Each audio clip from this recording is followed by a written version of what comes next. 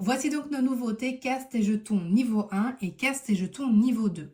Dans le niveau 1, vous allez travailler donc la catégorie, c'est-à-dire on va trier des jetons en fonction de différentes catégories. Par exemple, en fonction des pièces de la maison. Dans le niveau 2, on va travailler en sous-catégorie et ce qu'on appelle le lexique en réseau, c'est-à-dire tout ce qui va se rapporter à quelque chose, à quelqu'un ou encore à un lieu. Donc par exemple, tout ce qui pourrait se rapporter au médecin, tout ce qui pourrait se rapporter aux pompiers, tout ce qui va se rapporter à l'été, à l'automne, à l'hiver, etc. Les deux boîtes sont constituées de la même façon et vont s'utiliser de la même manière, mais je vais vous montrer juste après évidemment des exemples dans le niveau 2. Donc dans le niveau 1, vous allez retrouver les pièces de la maison, les commerces, les lieux d'habitation des animaux, les couleurs et les contenants. Vous en choisissez un. Admettons, on va prendre les contenants.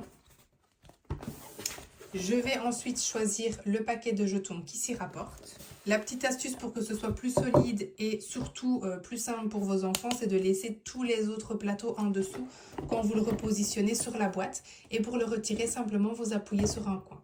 Vous installez donc à votre enfant tous les petits jetons. Voilà, donc ce sont des jetons en gros carton comme ceci, illustrés. Vous placez donc tous les jetons sur la table face cachée ou face visible pour votre enfant. Tout dépend si vous souhaitez qu'il ait la surprise de ce qu'il découvre ou bien s'il peut choisir. Et ensuite, on va simplement aller trier. Donc par exemple, ici j'ai des boucles d'oreilles. Eh bien, je vais les mettre dans la boîte à bijoux. Ensuite, j'ai une pince. Je mets dans la boîte à outils.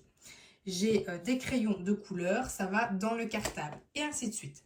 Une autre idée, si vous avez plusieurs enfants et si vous souhaitez un petit peu corser la partie, c'est de par exemple proposer à chaque enfant d'avoir une ou deux cases. Donc admettons vous avez deux enfants, et bien le premier enfant va jouer avec la boîte à bijoux et le coffre à jouets, et le deuxième avec le cartable et la boîte à outils. Vous retournez toutes les images. Donc ici, on va en plus faire intervenir la mémoire. Les enfants retournent chacun à leur tour une pièce. Ils regardent, est-ce que ça appartient à moi ou à mon frère ou ma sœur? Eh bien, et moi, j'avais choisi la boîte à bijoux. La montre va dans la boîte à bijoux, je peux le mettre. Et le premier qui a réussi à remplir ces deux contenants, eh bien, aurait remporté la partie.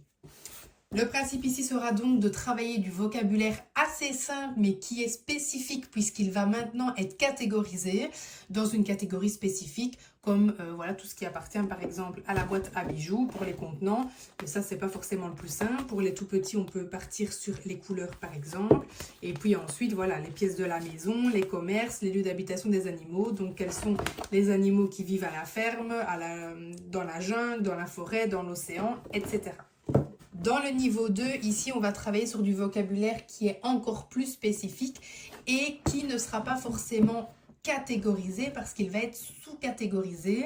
On est ici dans des choses beaucoup plus précises, du vocabulaire plus précis également. Et on va donc, comme je vous disais, faire appel au lexique en réseau. C'est-à-dire qu'on va trouver tout ce qui se rapporte au hamster. Donc là, on ne va pas trier que des animaux, on va trier des objets, des aliments, etc. Puisque le hamster mange certaines choses, vit dans un certain endroit et fait certaines actions également.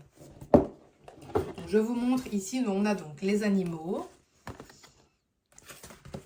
les moyens de transport, les sports, les métiers, les saisons et les fêtes. Et donc là où je vous dis que ça va être plus spécifique, c'est que dans le niveau 1, si vous vous rappelez, ici on ne triait que des bijoux, que des jouets, que des outils, que des fournitures scolaires.